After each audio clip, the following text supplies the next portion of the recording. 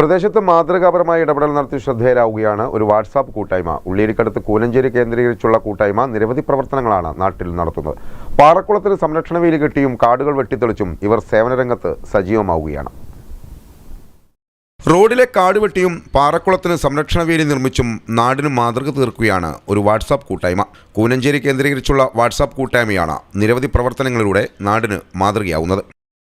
അപ്പോൾ ഈ കൂട്ടായ്മേൻ്റെ പ്രവർത്തനം ഇനി അങ്ങോട്ടും ഇപ്പോൾ ഒരു ഒട്ടനവധി പരിപാടി ഞങ്ങൾ നടത്തിക്കഴിഞ്ഞ് ഇതിൽ വനിതാ കമ്മിറ്റി ഉണ്ട്.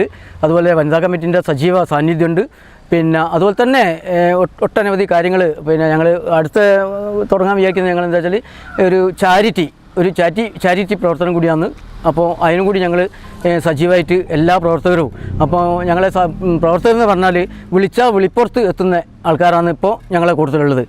കൂനഞ്ചേരി ഞാറച്ചാൽ കുന്നക്കടി റോഡിന്റെ വശത്തുള്ള ആഴമേറിയ ഞാറച്ചാലിൽ പാറക്കുളത്തിന് സംരക്ഷണ വേലി നിർമ്മിച്ചാണ് അംഗങ്ങൾ ആദ്യം നാട്ടിൽ പുതിയ മാതൃക തീർത്തത്. വലിയ ആഴമുള്ള കുളത്തിലേക്ക് റോഡിൽ നിന്നും വാഹനങ്ങളോ ആളുകളോ വീണാൽ വലിയ ദുരന്തമായിരിക്കും ഉണ്ടാവുക. ഈ നിലയിലാണ് വേലി കെട്ടാൻ തീരുമാനിച്ചത്. നാട്ടിൽ നിന്നും ശേഖരിച്ച മരങ്ങളും കമുകും ഉപയോഗിച്ചാണ് വേലി നിർമ്മാണം പൂർത്തിയാക്കിയത്. പിന്നീട് കൂനഞ്ചേരി കാരാട്ടുപാറ കനാൽ റോഡിലെ കാഴ്ച മറയ്ക്കുന്ന കാടുകൾ വെട്ടുന്ന പണിയാണ് കൂട്ടായ്മയിലെ അംഗങ്ങൾ നടത്തിയത്.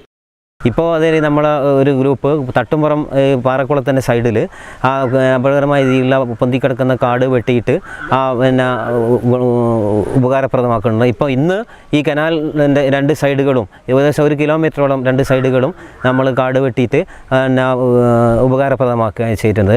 50ഓളം ആളുകൾ ഈ ഓരോ പരിപാടിയിലും പങ്കെടുക്കാറുണ്ട്. 300ഓളം അംഗങ്ങളാണ് ഈ മാതൃകാ സേവന പ്രവർത്തനത്തിൽ പങ്കാളികളായത്. President AK Hasan, secretary Pushpan Puthiyottil, treasurer UK Bijeesh, vice president Fazal, രക്ഷാധികാരികളായ P മുഹമ്മദ് അലി, ശശി ചതുർക്കോളി, VP പ്രസാദ് തുടങ്ങിയവരുടെ നേതൃത്വത്തിലാണ് പ്രവർത്തനങ്ങൾ നടന്നത്. News bureau, Ulliyeri.